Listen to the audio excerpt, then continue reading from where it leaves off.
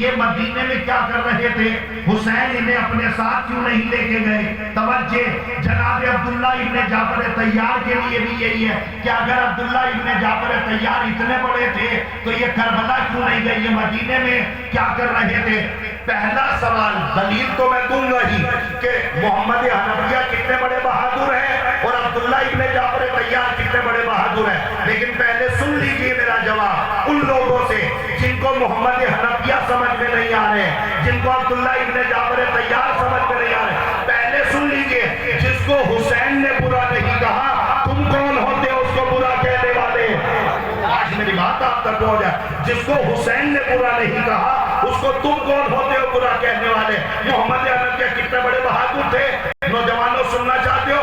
محمد حنفیہ، توجہ، میں پوری رات پڑھ سکتا ہوں ان دونوں شخصیتوں کے بارے میں۔ محمد حنفیہ اس مرد مجاہد کا نام ہے کہ جس نے معصوموں کی موجودگی میں لڑ کر معصوم لبوں سے دعائیں لی ہیں۔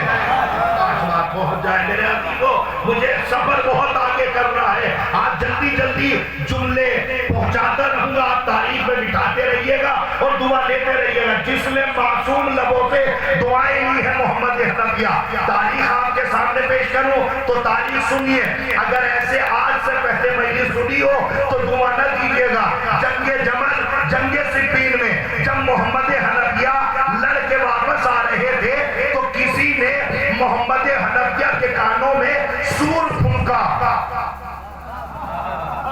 سبحان اللہ، اس جملے کو سمجھ جائیے گا۔ محمد حنفیہ جنگ جمل، جنگ صفین لڑ کے جب واپس آ رہے تھے تو کسی آدمی نے محمد حنفیہ کے کان میں سور پھونکا۔ یہ سور پھونکنے والے ہر جگہ ہوتے ہیں، جہاں لڑائی نہیں ہوتی وہاں لڑائی کراتے ہیں۔ ان لوگوں کو دیکھتے رہیے گا، یہ سور پھونکنے والے اپنا کام کرتے رہتے ہیں، اور یہ کام کیوں نہ کریں؟ اس لیے کہ ان کی چائے چلتی ہے، ادھر کی بات ادھر، ادھر کی بات ادھر۔ اب مجھے تو نہیں پتا کہ بات کہاں تک پہنچ رہی ہے اور کہاں تک آپ سمجھ رہے ہیں۔ یہ جو سور پھونکنے والے لوگ ہوتے ہیں ان کو اردو زبان میں کہا جاتا ہے چمچا۔ شاید ہمارے علاقے میں تو چمچا کہا جاتا ہے، آپ کے علاقے کا مجھے نہیں پتا۔ توجہ، ہمارے علاقے میں کہا جاتا ہے چمچا۔